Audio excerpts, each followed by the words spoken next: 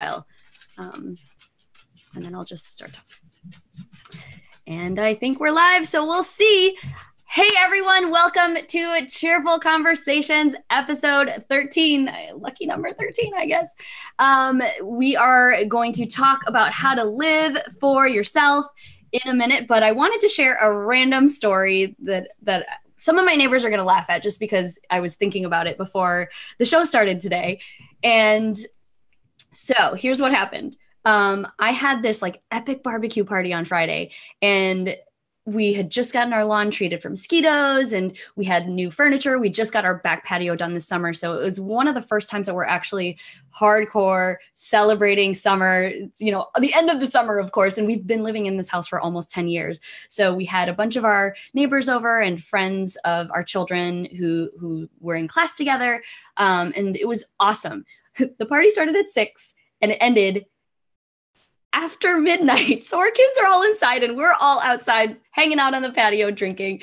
There was this point where somebody said, hey, should we, you know, get out the bug spray or anything? Because I feel like I'm getting bitten. And I was like, whatever, it's fine. And apparently the next morning, everyone got bitten up. And at first I didn't think I was, but lo and behold, a few hours later, I started scratching like crazy. And if you live in Chicago, it's not the type of situation where, you know, mosquitoes are bad, but I don't think I've been bitten in a while. But this is not the usual bitten. It's like I've got red marks all over my legs and all over my toes.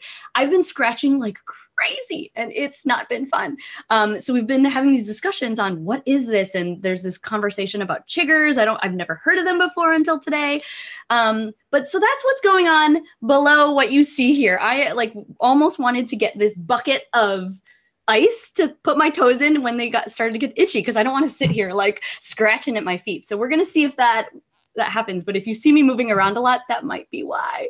But in the meantime, let's get the show on the road. Welcome to Cheerful Conversations.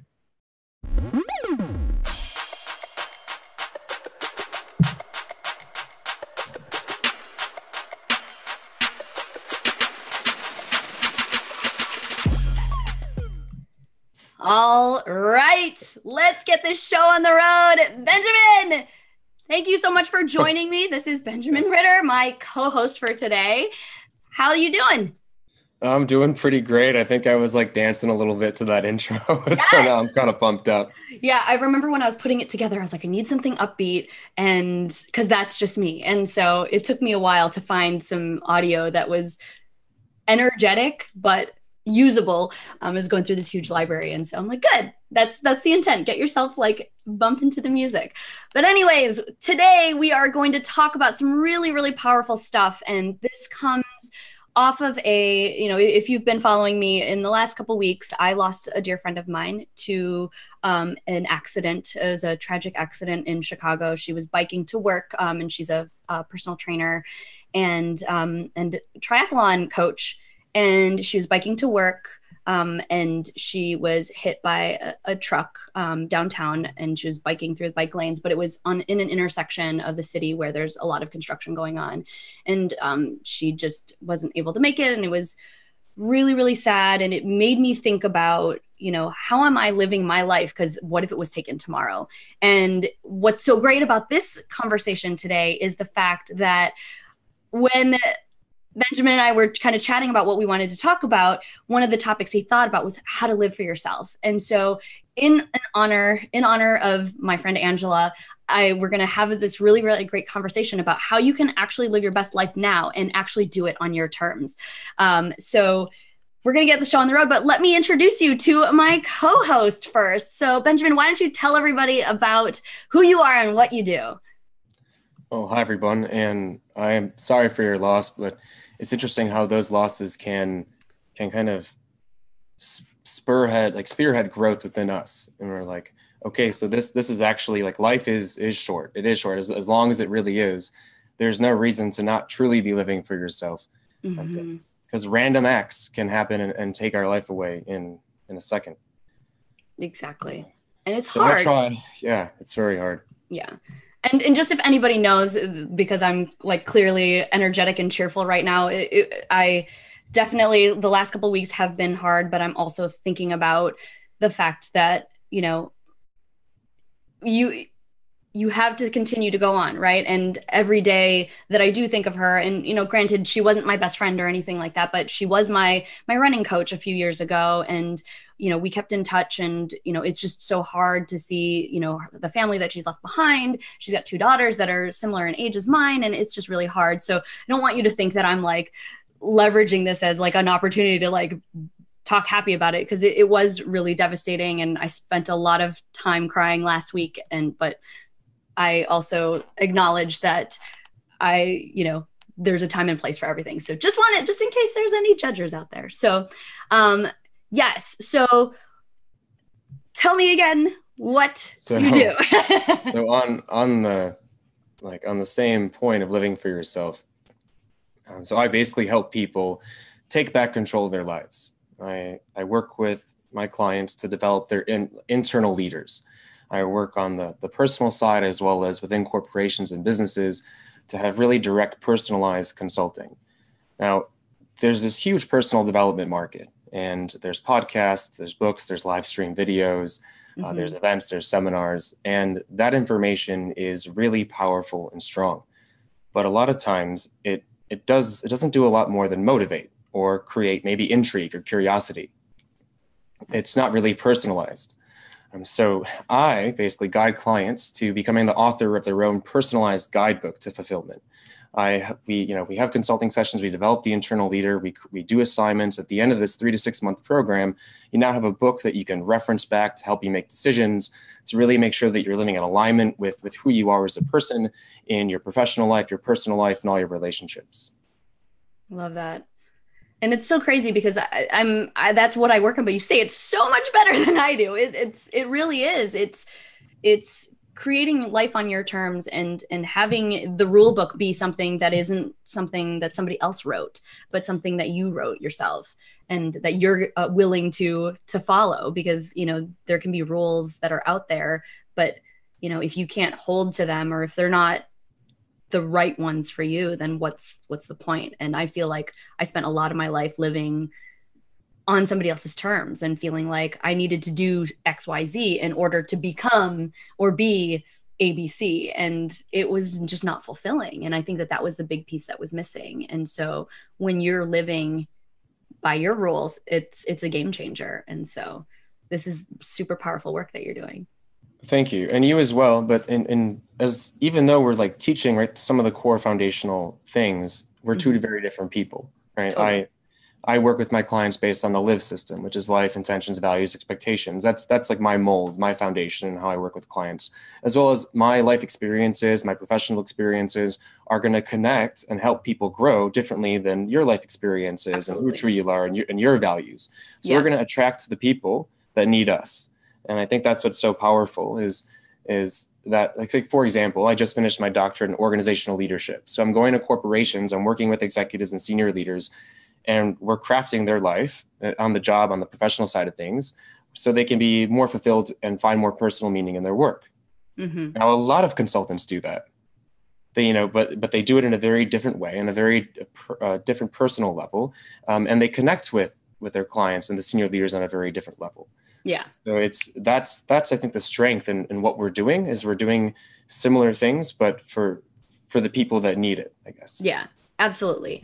And I focus more currently on, the individual, looking at them from, knowing that work is a huge part of it, but then also saying, what is all this other stuff that is just as important, if not more important, that you may be pushing off because of just the busy lifestyle, right? And how can you continue this busy lifestyle in a more fulfilling way, right? Because if you're a parent, you can't just, say goodbye to your kids. And if you, have a very high-powered job, you can't just work. So how do you tweak your mindset, and how do you become more productive? And so absolutely, I think, it's just great that there's people out there that care about this fulfillment piece, because what's the point of living if you're not happy?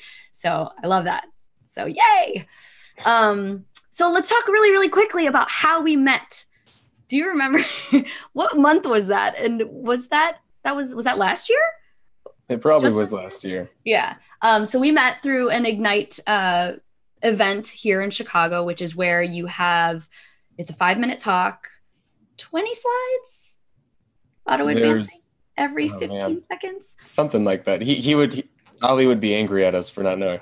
Yeah, I mean, I feel like it's just I haven't even thought about it. And I'm still on summer brain, so that's where I'm gonna make my excuse. But yeah, so it's a 5-minute talk. There's 10 speakers. You have 20 slides, but they auto advance on their time. So it's kind of intense. It's like the intense version of a talk where instead of you running the slides and you controlling the pace, it's kind of dictated for you. And so it was the first time that I was doing an Ignite talk. Did you do more than one or? Yeah, so my first one was on purpose, and my second one was on managing your feelings. Awesome. Yeah. So that was the one that I was there at. And so we met through that and we've kind of kept in touch.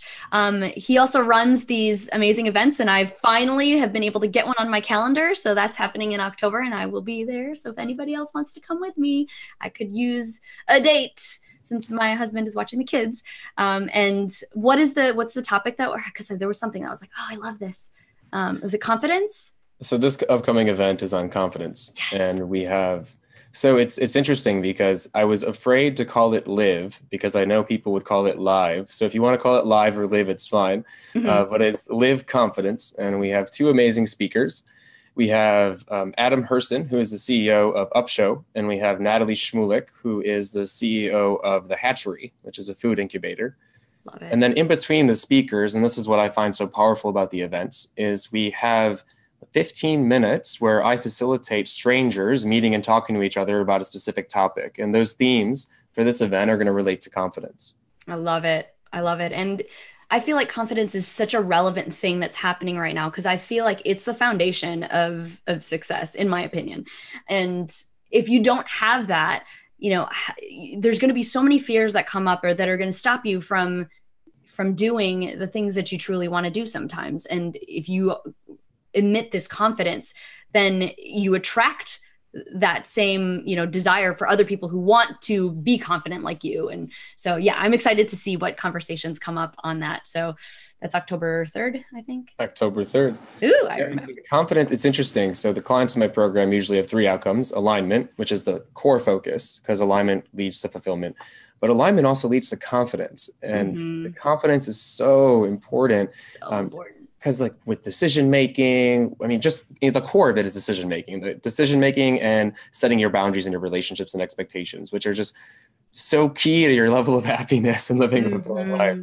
Absolutely. I totally agree. And I think too, a lot of what I see is, that fear of making the wrong decision and then just not making a decision as a result, feeling unconfident about what you are or aren't doing. But then when you release that guilt or fear or worry, then all of a sudden it's like, whatever. And you feel confident because you're like, well, I made this choice and I made it for me. And maybe other people might judge, but it doesn't bother me anymore. So have it. And then it really empowers others to be like, I want to make that decision too. And so that's a lot of what I've been doing. I've been dealing with a lot of my own personal guilt and saying, you know what? Even just like this summer, I felt like I didn't do a lot. And I posted something on Instagram yesterday about how, I thought I didn't really accomplish anything, but then I realized I spent my entire summer doing worksheets with my kids and they were really sick of it by the end of the summer, but I know that it's going to help them in school. And I was like, this isn't right. I did do a lot. It just wasn't the things that I normally did because the last couple summers I was just drowning in work. And I told myself last year, I'm like, I don't want to have a heavy summer. And I did that, but I still felt guilty because I was doing something that wasn't normal. In my normal day to day, I'm usually working like crazy. And so it's just very interesting, that perspective. So yay. These idea like this, you mentioned it earlier, this idea of busyness and this idea of like, what is success? What is achievement? Yeah. And we have like, achievement is a belief. It's like, I feel that I achieved something because I believe that this means that I was successful. Well, why can't you just change your mind on what you believe is achievement or success? Totally. It's like we set these standards for ourselves to to work towards or to succeed, to succeed in. But once we succeed in them, there's even higher standards. So when do you give yourself credit? When do you appreciate yourself for the things that you are doing, not what you think you need to do? Absolutely. That's like the conversation I have with my clients very, All the very time. all the time. So, all right, let's keep on going because I want to make sure that we have a really good, deep conversation about just living for yourself.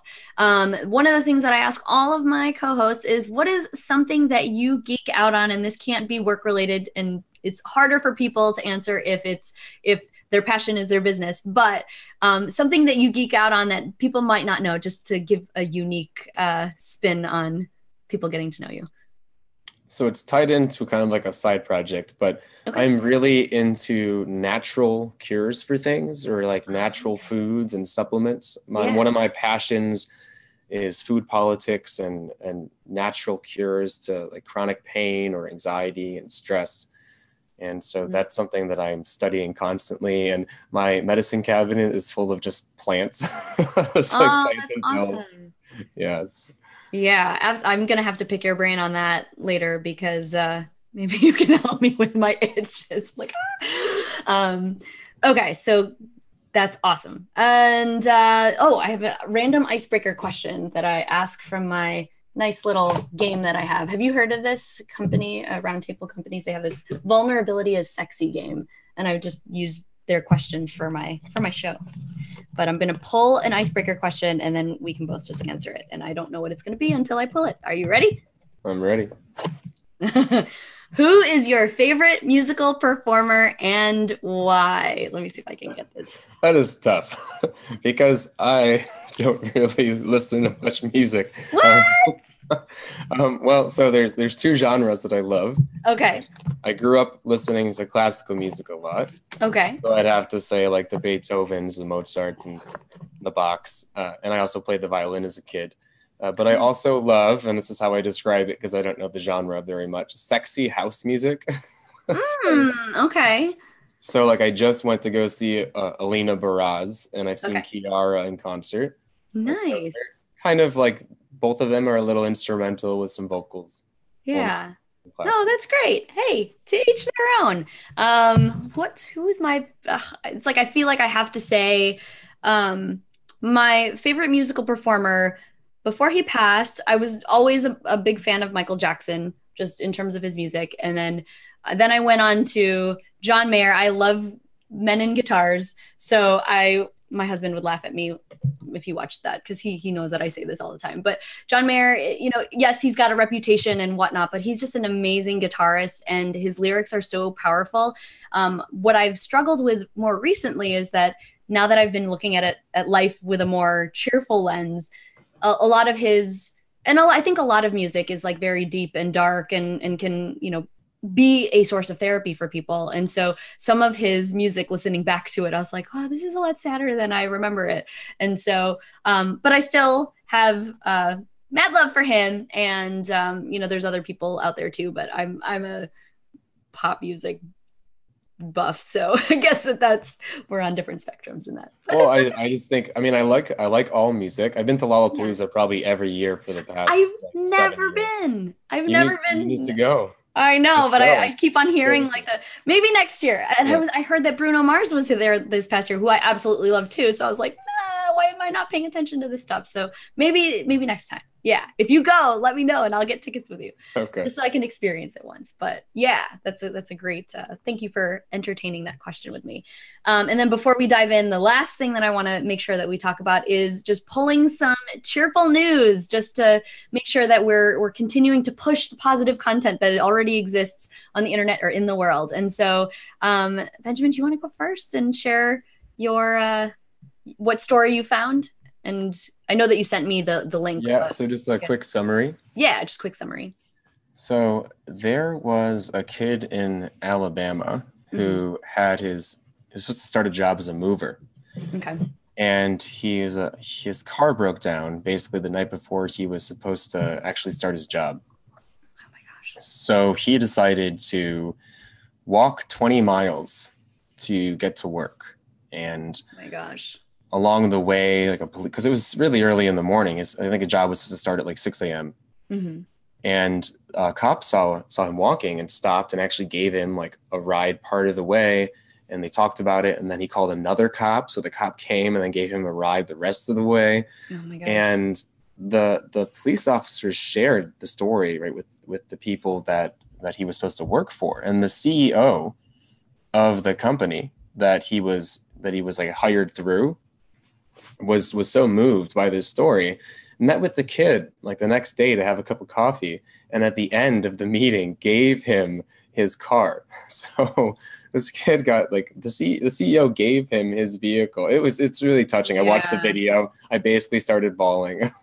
Oh yeah, and it's so crazy because it's like you can't plan that stuff. Like who wants to walk 20 miles? I'm just trying to think about how many hours he would have had to put like to go in advance just to go, right? I mean, 20 miles in a drive would be, anywhere from 20 minutes to 2 hours of driving. So it says it was 8 hours of walking, and he woke up at midnight. I don't know if the calculations are correct, but it's a lot. It's really far. Yeah. I mean, I was thinking about, okay, a half marathon is like 13.1 miles, and that took me like 2 hours, but I was running for my life.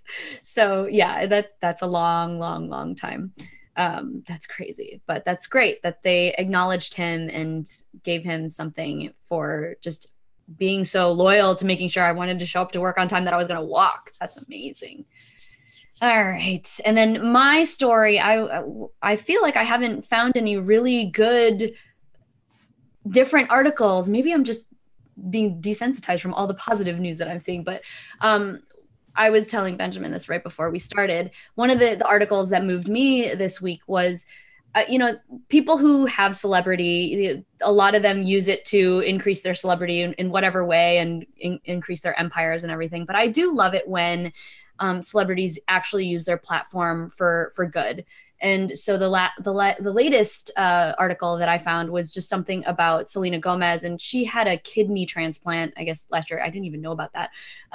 That's how much I try to filter my news. But she, I guess, was talking about, she was leveraging her platform, and she's the most followed person on Instagram, to talk about this and basically share her story. And vulnerability is so important to me, but for her to use that as a platform to give people more awareness about things like lupus, and I don't even know if I can really describe what that is, but giving that awareness to it and being so open to share that, because I firmly believe that celebrities are no different than us. They just have more access and just ability. So I don't think that they're necessarily any better than us. They might disagree, but we're all people when it comes down to it. And so to see somebody with that much leverage and that much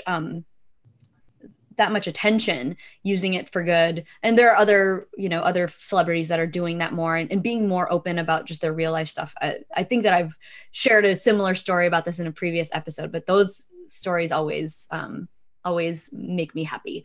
So there's the cheerful news segment of this show. Yay. All right. Are we ready to talk about living for yourself? Let's do it. Okay. So we talked about this a little bit in the beginning of the show about, creating this roadmap. But what I see in a lot of people, and I think it's funny, because as I started doing this work and really trying to help people live the lives that they truly want to live, I've noticed some of my friends almost be ashamed to admit, this is what I'm doing in my life, and I don't even really want you to know, because then you're going to try to fix me or something, which I would never do. But it's interesting to a lot of people that I'll bump into who have known me, over the last 10, 20 years in whatever way. They see me living a different lifestyle than I did 5 years ago. And I'm in so much alignment right now, but for some reason, for so many people, it's so hard to take that step. And granted, it was hard for me too, because I had to experience a health issue in order to be like, all right, I'm not Superman anymore. I gotta make a change. And so why do you think it's so hard for people to even take that first step to having control of their own lives? That's such a, do you have 4 or 5 more hours to talk about this? I do, but not these people who are watching. So we can continue this conversation Yeah. afterwards. But yeah, I mean, it's such a hard thing. And yeah, but Well, the simple answer is that the lifestyles and the lives that we're living, because I have friends too that are, they're making blatant errors to like people that are looking on from the outside, mhm. and they won't take any advice, and I don't give them advice because they're not at a stage in their life where they're ready to work on alignment and to take the opinions and guidance that I have to offer, which is why I guess your client, you have to be so selective of your clients. But Totally. so the reason why a lot of people aren't taking those steps is because the life that they're currently living is serving them. It's Mm, serving them in some capacity. It's serving their fears. It's serving their discomforts. It's keeping them protected. And even though it may not be what they truly want, it sort of is. yeah. It's based off of their past experiences, different events that have happened to them. So, limiting beliefs, etc.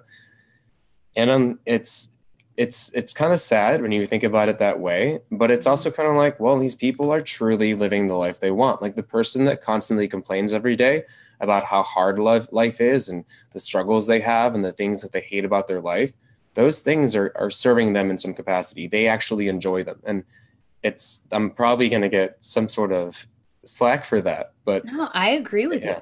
Like they're choosing to complain and there's that piece in it. Then, you see people who are complaining and then you're like, well, I don't really want to be around that. And so they either attract more complainers or and then repel what they actually might want. And so I agree And, with you on that. and so sometimes, because I don't want to place the blame completely on everyone that, like, let's say isn't working towards themselves, towards the life they want. Hmm. Uh, Sometimes people also just need permission Hmm. to change, Yeah. and they don't have the confidence or belief in themselves or the idea that they can change. It's kind of like, imagine a village in a remote, desolate island, on a remote desolate island or something. And so people are living every day and they don't know anything about the outside world. Now, that's not always the case because we have personal development videos, on all our news feeds on social media. We have, like, for example, I'm living a life that's in alignment, you're living a life that's in alignment. But sometimes the person's limiting beliefs and I guess their perception of the world, the lenses that they see the world in, filter that out. And it doesn't, they don't think that it can apply to them or should apply to them. So sometimes it is about just giving permission to yourself. Yeah. No, that's absolutely true. That's so true. So, would you say that first step, because that was going to be my next question, is to give yourself that permission to change? Or do you think there's I something think that's a huge step. else? Yeah, permission and open-mindedness, but to go to someone that has a specific set of beliefs and telling them that they should do that is rarely going to work. Yeah. In some instances, yes, but usually it's going to take like a really extreme life-changing event, kind of like you mentioned before, Yeah. as well as well, really, yeah, extreme life-changing event, Yeah. moving, firing from a job, end of a relationship, death, a close death, a health issue, etc. Those things Yeah. tend to give people the permission they need to move forwards. Yeah. Because it's hard just to tell someone, be open-minded. Yeah. And it is really interesting because I feel like some people a lot of times early on in my coaching practice, I was thinking, how do I get people to prevent themselves from burnout, which is what I experienced before they get there. And I was like, I'm not really even sure. Like sometimes some people just have to experience it, and that's sad. But you know, I don't know. Like, I guess you can share awareness. And so a lot of it has been me sharing my own stories of my struggles because people love stories and they can connect to that and say, well, if that could happen to her, could that happen to me? But it's hard to just say like, don't burn out, because they're like, why is that important? And so I Well, think there's and that awareness. Yeah. In an ideal world, there will be people like you and me in junior highs, in high schools, in colleges, in every corporation and business, open and available to meet, right, with the people that are employees, the students, because it is, I mean, it really is about a person's perceptions and belief systems, which are cultivated and crafted over time and reinforced over time. And if you don't have ideologies like what we're doing, right, for our clients, then someone isn't going to just give themselves permission or feel that they can. Absolutely. Yeah. And that continues to be, you know, because I have a 9-year-old and a 7-year-old, so fourth grade, second grade. And I'm slowly approaching that point where things start to shift and the kids like start forming all of these beliefs, and, you know, their ability to play and their creativity starts to shift because it's like, hey, we got to get you into college. And I have been thinking about this and really working with my school system, or planning to have some really in-depth conversations with them about how to implement more personal development into their early things. And I'm doing this at the college level now too this year. And I've got like a whole thing going on because I'm like, if I had this information, even just to know what a limiting belief was, like, and not learn it when I'm in my 30s, but learn it, you know, because I wasn't really big on personal development until a few years ago, just to even have that knowledge, that might actually help them further along. And I think that there's more of a push for that, but I'm just like, I really want this to be a big thing in Chicago and at least in my school system. And they're starting to promote positive behavior stuff, and they've got things going on at my schools, which is really, really great. But I'm like, we have to educate them, and hopefully they will know about the dangers of some of the ways that we think and that we filter life, and how it can be detrimental to them, especially in a community where the school system is very rigorous and all of that. So yeah, it's definitely, I think it is, the preventative piece is trying to get this information out as early as possible. But also like, but once you're already in the adult stage and knowing before you're asking for that permission, having that awareness to know that there's a different option too, I think is a big piece. And then, you know, allowing yourself to take that chance to answer the what if question, right? You've opened up like a can of worms. I had this conversation. Now I'm gonna taper my conversation on it. But our educational our educational system is in a very transformative moment, or hopefully is, and hopefully will be.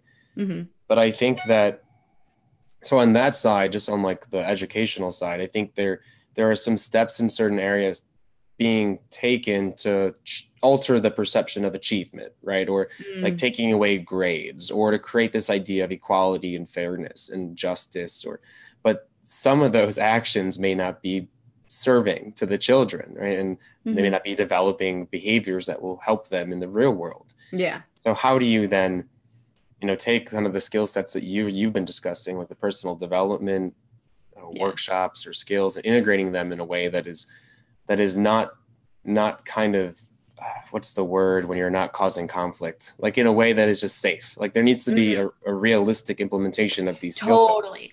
I totally agree. And then I was talking about this with a friend the other day, actually, the dangers of personal development, the dangers of certain mindsets. Like I gave a talk on this. I preach it a lot in my talks whenever I get a chance to present about purpose, how dangerous this ideology of you must have a purpose is, and how you're getting people that are investing their entire self identity into achieving something, and, you know, external validation. And when that purpose isn't achieved, or when they fail, like for example, like fail at that purpose, it is, I mean, you see it in athletes. You see it in athletes that are trying to play professional, or athletes that are playing professional. When they lose that, it's a complete destruction of their self-identity, who they are, and leads to just a whirlwind of negative consequences. Yeah, I absolutely. I agree with you on that. And it's hard. There's definitely a lot of directions that this can go. I haven't necessarily been in the camp of like, oh yeah, take the grades away, because I mean, there's gotta be a method to like measure, you know, we're a very data driven like society, and that's not going to go away. But also, how do you look at it and how do you choose, do you want to push yourself better? If you take all of that away, then everything's just kind of like mush, in my opinion. And it can change, oh, don't work hard because, you're still good no matter what. And that's definitely not what I'm preaching. But I think that just even knowing that there's a different way to choose. And I don't know at what point in my life that I was filtered. I think that a lot of it, I mention this all the time, and I love you, mom and dad, but they were very, very hard on me and very, very strict in terms of making sure that I was, studying and getting the best grades, because that was going to afford me the lifestyle. And that was true. You have to work hard in order to accomplish things, but it's, at what point is it too much? And I think that that's where the line was towed, where it was like, I had to do everything perfect. And so even this show is just a culmination of like me saying like, F perfect, I'm not going to do it anymore. I'm just going to do the best that I can. And if it's not good enough, then it's not good enough, but it's good enough for me. And that's all that matters. But if you do want to be, a top surgeon or whatnot, you got to really study hard, and you have to get those things in place from the get-go in order to and have those disciplines and the routines necessary to get to the finish line, which is just tons and tons of school and all of that. And so you have to be super focused in that sense. But yeah, I think that in terms of personal development and really just understanding that you still do have an opportunity to craft your own path, even if like all of your friends graduating from college are going to be are gunning to be investment bankers and making a crap ton of money and feeling the pressure of having to do what they're doing because otherwise you're not successful. Like that's a piece where I'm like, I don't want people going into life feeling that like they need to be something in order to be successful. That's just my perspective. I mean, totally. Hey, if you need someone to sit at the table with those colleges or schools, I like being a brain in the room. For sure. I love this so much because about success, like I like kind of telling people like, you don't need a lot of money to go move to an island and live in a cave. Like you don't need any money. Exactly. Spend a couple of months learning how to grow some plants and to hunt or sell all your belongings. Take that, and I'm sure you could have a pretty. You'd be rich, and you wouldn't need much to live in a hut. But the reason why you don't live in a hut is because you grew up with certain experiences and expectations and beliefs and what you think is success or what you think is normal. Yeah, and it's just like. Crush those ideologies that you need to be this investment banker. And if you want money, cool. Like, make sure you understand that you want money because you want stuff, but understand that you want stuff because you grew up seeing other people with stuff, or you grew up with that stuff. Yeah. It's crazy. Right now, there's a lot of kids that are, when am I going to get an iPhone? Just like, you know how much that costs? So you got to start saving money, son. But I think back to my life, I didn't get a cell phone until I was 21 or something like that. And because it didn't exist back then. So its perspective is crazy. I was calling, so there were pay phones, obviously, right? Yeah. I was calling my dad 1-800-COLLECT because they didn't have change, quickly saying, "Dad, pick me up at the library," and hanging up the phone. Yeah. That's like, we have an he would know to pick me up. Yeah. Because it was a cell phone, didn't have any way to like make calls. I know. Back in the day, the kids they'd be like, "Oh, what would we do without iPads?" We didn't even have those either. So it's just crazy. I just remember like the dial-up internet. That just makes me laugh because I'm like, they don't even know what that feels like anymore. I mean, remember when you had to tell people your feelings instead of making a status post about it? Yep. To actually like, I mean, I guess phones were much more utilized back then. Actually, people were talking. I remember every time I got grounded, I had my phone taken away. So that was like the method of communication, but it was always like a one-on-one, or if you could do like three-way calling, it was just that. Oh gosh, times have changed so much. But anyways, let's get back on track. So I know that we have similar, but maybe different philosophies, and people have heard time after time, like the different processes of what I feel is important in terms of kind of designing. I call it like designing your life, or creating a life by design. And so what type of process do you go through with the people that you work with in terms of like figuring out how to live for yourself? So kind of funny. It's called LIVE. It's the LIVE system program. Great. Yeah. L stands for life. And so in life, you look at your past, your future, and your present goals. What are they? What do you truly want to accomplish? You look at some of the roadblocks. You look at how you could accomplish them. You look at why you're not working towards them. That's kind of the first step. Yeah. I stands for intentions. And intentions is, well, are you actually working towards these goals in your life, in your relationships, in your behaviors, and your beliefs? And if you're not, then we try to actually alter those to be more in alignment with the goals and objectives that you have agreed to and that you decided that you want to work towards. And of course, this is while discussing that success is not achievement, right? Success is fulfillment, and fulfillment isn't based on actually achieving your goals or objectives. And this takes us to V, which is values. And values are the foundation of your beliefs and your attitudes. They actually are where you find meaning. And so that meaning creates fulfillment and motivation. So what you're trying to achieve should be in alignment with your values, because then it's going to keep you motivated in life. It doesn't mean that you have to achieve them, right? It just means that you're motivated, which makes you probably a happier person during the day. Yeah. And when you're in alignment with your values, you feel more congruent with yourself, because that's where you derive meaning. And the values aren't just about yourself. Are you in alignment with your job, your career? Are you in alignment with, do your intentions, the things you do every day align with your values? And that means, like, let's say one of your main values is honesty and openness. In your actions every day and your beliefs, are you being honest and open? And in any moment that you're not actually being honest or open, you're going to feel internal conflict and stress and incongruence. And the last part of it is E, is expectations. And those are your needs. And those are the boundaries you set for your relationships. And so the people in your life also have to align with your goals, your objectives, and your values. And if the people in your life are not in alignment with that, you'll have high levels of stress from them. You'll feel incongruent. I mean, it's so interesting how often we have these goals in our life to work towards a specific career, or we have these goals in our life to find a specific relationship, but our actions and the relationships that we have around us don't even match, because they're like, and how would they? Because you grew up with most of your best friends now. How are they going to really be in alignment with the goals you have, or maybe your values that you've developed over time based on where you're living and your family, et cetera, and your experiences? And it's, this idea of permission again, on it's okay to cut people out. You don't owe them anything. If they're causing you stress and they're incongruent with who you truly are as a person, they don't serve your life and you're not truly living for yourself. So then after we work on those 4 key areas through specific assignments, you have this workbook, this guidebook of who you truly are as a person.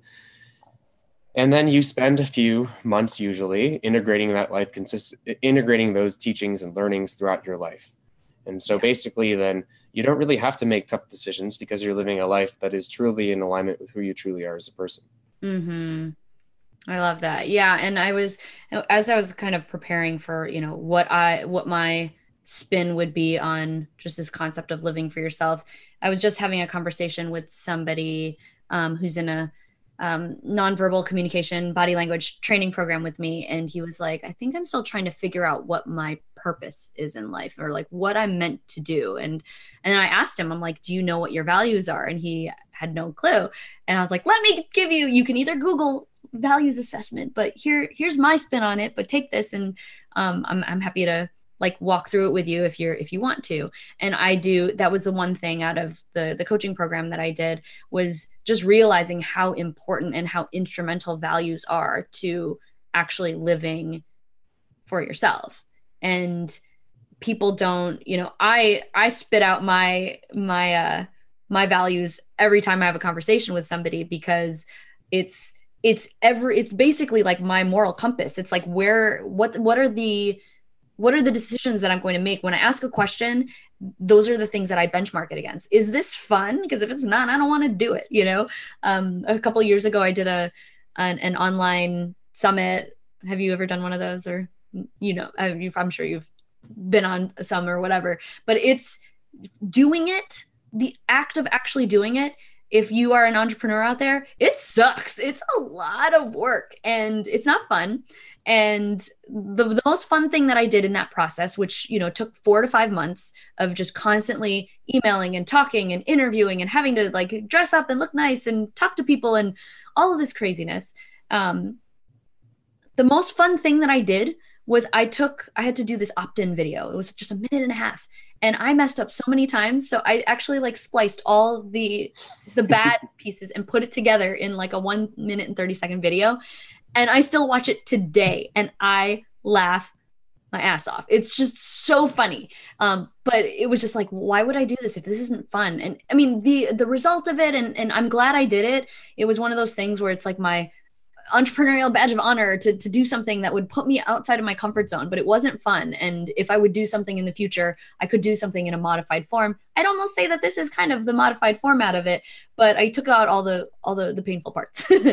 And it was also expensive, which is not fun either. So yeah, so I think about that all the time. Fun is like my number one top value. And if I make a decision, sometimes I will choose to do something that's not fun, but as long as I know that it's temporary and that it's just something that I need to do to get me from point A to point B. But in general in life, I don't make decisions anymore based on values, but I don't know what I did before. How do I do that? Like, how did I live before? I just kind of went through the motions. I don't know. It's crazy. So like societal pressures and how we think we're supposed to live, and the life that we're just living that is comfortable. It's like it's hard to think that there's something else, and we can get there's giving ourselves permission to live a life in according to our values. And now you can do things, like you said, that are not in alignment with your values. Like you can do something that's not fun based on an obligation that you have, but just know that you're going to feel bad because it's just like it's a given. You're going to feel bad because of that. Yeah, that makes me think of the juice cleanse that I made my husband do with me this past weekend. I've done it before, and he was like, "Yep, this is not fun." And I was like, "Yeah, but then I just won't crave sugar anymore." And that's why I wanted to do it. And he was like, "I'll do it with you, just to be a nice husband." But he's like, "Just remind me that I will never do this ever again." I was like, that's okay. That's fine. And I might not do it ever again now after experiencing it this way. But I think it's just funny how like we do some certain things to ourselves. We're like, okay, just buckle down and but acknowledge like you're gonna be miserable for a little bit, but then it's over afterwards. And you just got to keep focused on the things that are important and why you're choosing to like bother yourself with the stress in the first place. Yeah, absolutely. So that's great. And the one question that I wanted to ask you too is, I feel like, and I think we were talking about this before, I don't even know if it was like before the show or now, or during the show, is the fact that we talked about it during the show.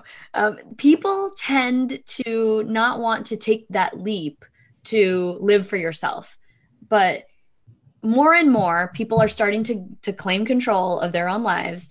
And I at least feel that it will create this movement if more and more people, jump on this bandwagon. And I think it will impact in a good way. But what do you think in terms of how the ability of you living for yourself would impact your circles and just people around you if you were to do that? Because it kind of does take some bravery to say, like, I don't care about the societal pressures, and this might not be the most comfortable thing, but I know that fulfillment will really, really come from taking this step to living my own life and living it for me and not for somebody else. And so how do you see that impacting society as a whole? I want to make a disclaimer too before we move on, because I've had a couple instances where people have misunderstood what it truly meant to live for yourself. Like, if this isn't in alignment with my values, or if this person doesn't meet my boundaries and expectations, F them, I'm going to live for myself. Well, they're missing how a change of perception, or just having a positive mindset, or how to filter the experience into your values could best serve them. So like, for example, let's say you're at work and your boss does something that goes against your boundaries and expectations. Well, there's a way to react that's more in alignment with your values, because you want to keep your job than just saying F this and walking out. Yeah. And I think it's really important to say that I'm not implying that people you know, act in a way that is going to deliver the consequences that's going to negatively affect their life. Yeah. I'm saying that there's a way to perceive the experiences or the life around you in a way that's more in alignment with your values and still to gain and benefit and to live a more fulfilling life. Mm-hmm. Now, if your job is totally not in alignment with who you truly are as a person, then yes, find a new job, but don't leave your job maybe before finding another one. Yeah. Again, weigh your consequences. Yeah. Yeah. And I also always tell people, like, when you're in a job that you just wish that you weren't, either because you wanted to start your own business or you're just not happy with your boss, there's always a positive for the reason why you're sticking around, right? I mean, it gives you that job security, or, you're the effort that you're putting in may not be as much as you would, there's always some other way to look at a situation that is unfortunate. Instead of just being like, F you, I'm quitting. Here's my resignation letter. Yeah, if you don't like what you're doing, you can alter your workload or interact with different people that you work with, or change the perception of the work that you're doing, or there's other things you can do to improve your satisfaction at work. So back, I guess, to the topic of how you can change the world if you live for yourself. Mm-hmm. Well, the main thing I tell people and tell myself is I'm not here to change the world. I'm here to work on myself and live for myself, because that's the most important person to me. And you should be the most important person to you. Mm-hmm. You do become a role model completely, 100%.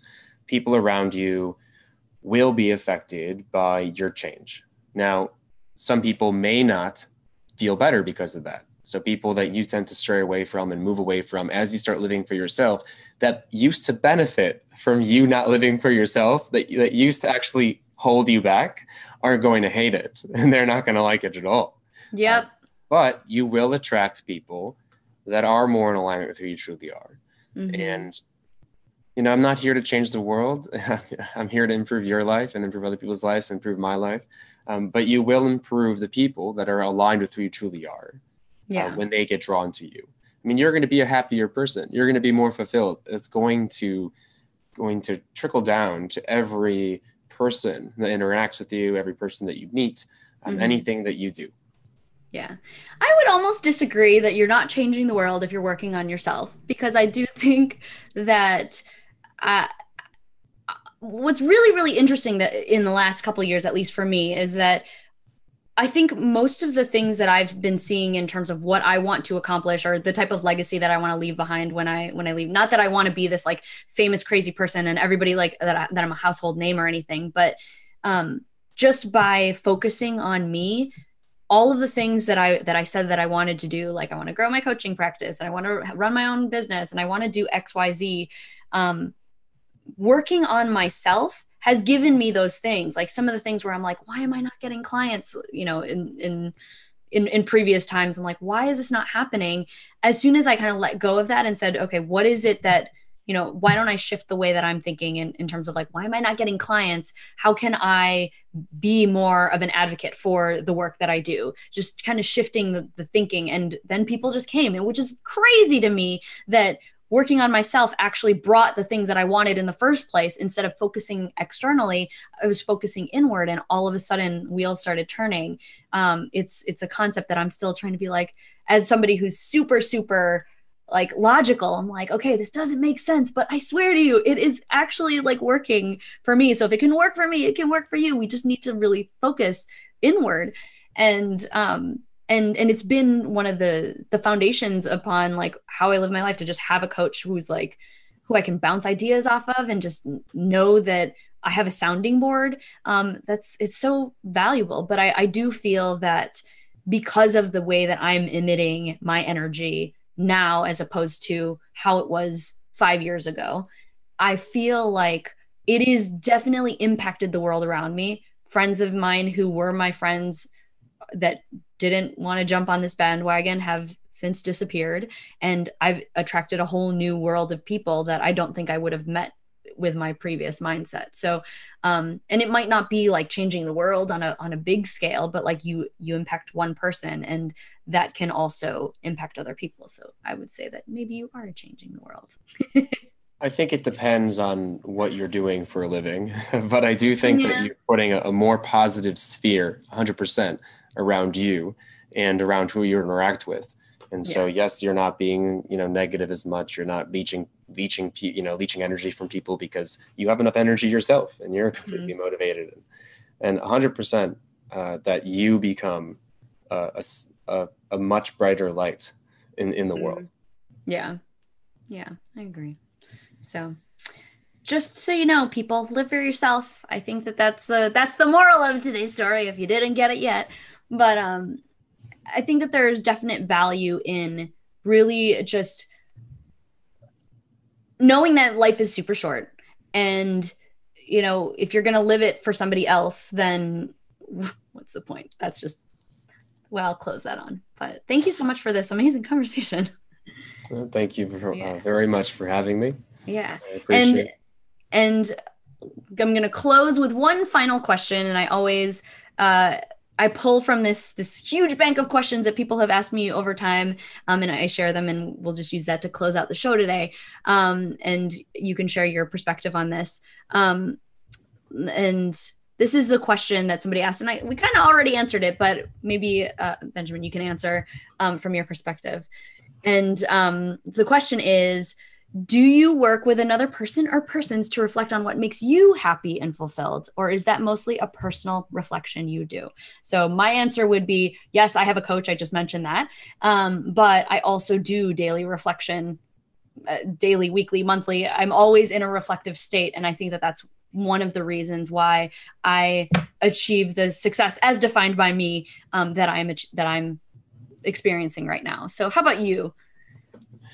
Well, there are certain people that are called to talk to every now and then, Mm-hmm. but I actually am a student of my own program.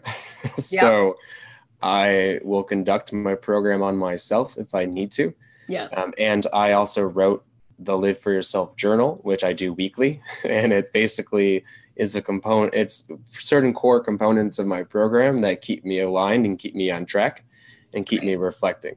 Yeah. I also spend a couple times a week meditating and self-reflection, and I think that's really important as well. Super important. That's great. And yeah, so I think it's different for everybody, right? I mean, some people have coaches, some people just like reading books. It's all really though about how you take that information and do something different, take a different action. Because you can think with a certain mindset all day, but if you're not actually taking the action, then it's just an idea. Yeah, So so disclaimer, I mean, I was the recipient of a grant out of grad school for 6 months of life coaching for public health professionals. And oh, then nice. about 2 years ago, I was in 16 months of a leadership development coaching program as well with my own personal coach. So it's something that I have explored and have done. And again, it's very difficult to see the things that could be transformative on your own. Yeah. That's what's so important, to have a coach or a consultant or someone that is a knowledgeable background to help guide you. Yeah, I absolutely agree. It's more fun to not do it alone. But yay. Thank you so much. We're going to wrap up the show. And Benjamin Ritter, thank you so much. I'm going to have some information in the show notes so that you can learn more about him and where you can find him. And do you want to share any other last bits and pieces so that if people love what they heard today, that they can come stalk you? Sure. Well, listeners, you guys can go to liveforyourselfconsulting.com, and you could sign up for my monthly note on health, wealth, and happiness that I'll send a little blurb of my thoughts for the month, as well as recent media and upcoming events. And then follow me on Instagram and Facebook at RitterBenj, RitterBenj. Yes, I love it. I did see your Instagram today and I was like, "Ooh, this is so pretty. I need to fix mine." And that October 3rd event, for those of you who are in Chicago and watching this, come join me, because I always like to use those as a way to socialize at the same time and support people I care about. So it's called Live, right? And Yeah, you could find it. You can confident. find it if you either not Google, but go on Facebook and live semicolon confidence. Yes. But you could also just go to liveforyourselfconsulting.com. And so And you'll find a page for the events for the podcast and consulting services and such. love it. All right. Well, thank you guys so much for watching. Thank you, Benjamin, for being here. This was another great episode. Just a little update. The next episode will be aired on September 12th. And yes, I'm going to finally release my long-awaited Alaska episode. So that'll be episode 14. And then we will come back to live episode 15 sometime in later September. I don't know the date, but thank you guys so much for watching Cheerful Conversations, and we will see you on the next show. All right. Bye, guys.